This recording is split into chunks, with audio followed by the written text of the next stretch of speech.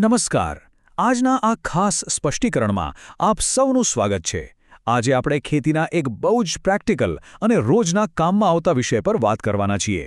ખાસ કરીને જો તમે કપાસ કે ગોળ પાનવાળા પાકોની ખેતી કરતા હો તો આ સ્ટેપ બાય સ્ટેપ માર્ગદર્શિકા તમારા માટે જ છે. આજે આપણે બિલ્ડર નામની દવાની A to Z માહિતી મેળવીશું. તો ચાલો સીધા જ વિષય પર આવીએ. શરૂઆત એક સીધા અને બહુ જ અગત્યના સવાલથી કરીએ. કપાસના પાકમાં જે સાંકડા પાનવાળું નીંદણ થાય છે તેને અસરકારક રીતે કંટ્રોલ કેવી રીતે કરવું? આપણે સૌ જાણીએ છીએ કે ખેતરમાં ઉગી નીકળતું આ ઘાસ કેવું માથું પકાવનારું હોય છે. તે જમીનમાંથી પહેલાં કિંમતી પોષક તત્વો તો ચોરી જ લે છે, પણ સાથે સાથે આપણા મુખ્ય પાકનો ગ્રોથ પણ અટકાવી દે છે. તો આનો કોઈ પાક્કો અને સાચો ઉકેલ ખરો? બિલકુલ છે. ચાલો જોઈએ. તો સૌથી પહેલાં સમજીએ કે આ બિલ્ડર દવા આખરે છે શું? ટેકનિકલ ભાષામાં કહીએ તો આ છે ક્વિઝલોફ્રોપ ઇથાઇલ 5% EC. સાંભળવામાં થોડું અઘરું લાગે, પણ આ કોઈ સામાન્ય દવા નથી. આ એક સ્પેશિયલ નીંદણનાશક છે. આનો એકમાત્ર ટાર્ગેટ છે ઘાસ પ્રકારનું, એટલે કે સાંકડા પાનવાળું નીંદણ. આ એકદમ સ્નાઇપરની જેમ કામ કરે છે. સીધું જ સમસ્યાના મૂળ પર પ્રહાર કરે છે અને આપણા પાકને બચાવે છે.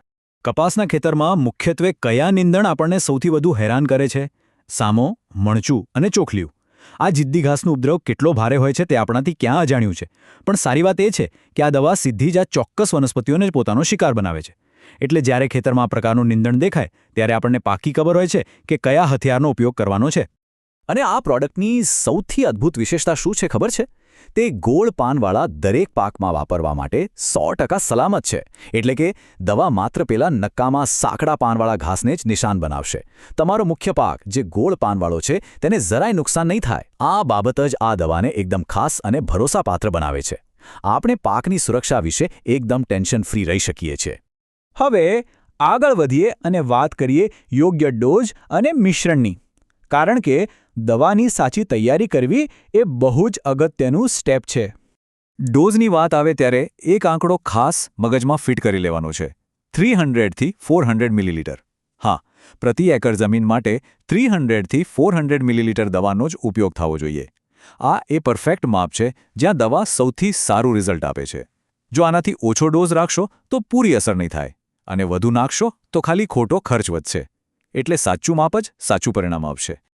પણ હા, એક વાત ખાસ યાદ રાખવાની છે કે આ દવાને સીધી નથી છાંટવાની.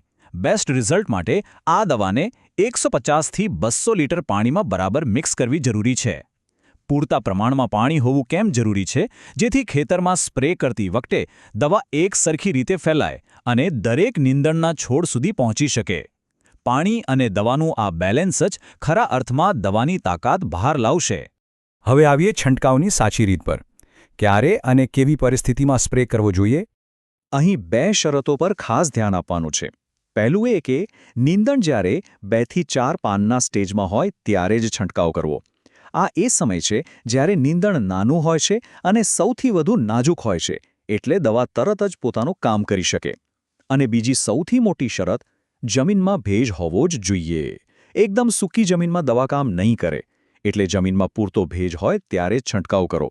આ નિયમોનું ચુસ્તપણે પાલન કરવું જ પડશે, તો જ મહેનત લેખે લાગશે. તો છંટકાવ થઈ ગયો. હવે આગળ શું? દવાની અસર ક્યારે દેખાશે એ સમજીએ. ચાલો આખી ટાઈમલાઈન જોઈએ. 0 ડે એટલે કે જે દિવસે તમે ખેતરમાં દવાનો છંટકાવ કરો છો, પછી 4 થી 7 દિવસની અંદર તમને નીંદણ પર પહેલી અસર દેખાવાનું શરૂ થશે. પાંદડા થોડા ઢીલા પડશે અને કરમાવા લાગશે. અને ધીરજનું સાચું ફળ મળશે 10 થી 15 દિવસમાં. ત્યારે તમે જોશો કે નકામું ઘાસ મૂળમાંથી સંપૂર્ણપણે સુકાઈ ગયું હશે. આ ટાઈમલાઈન જાણવી બહુ જ જરૂરી છે, જેથી આપણે ઉતાવળમાં બીજો કોઈ ખર્ચ ન કરી બેસીએ અને શાંતિથી સાચા પરિણામની રાહ જોઈ શકીએ.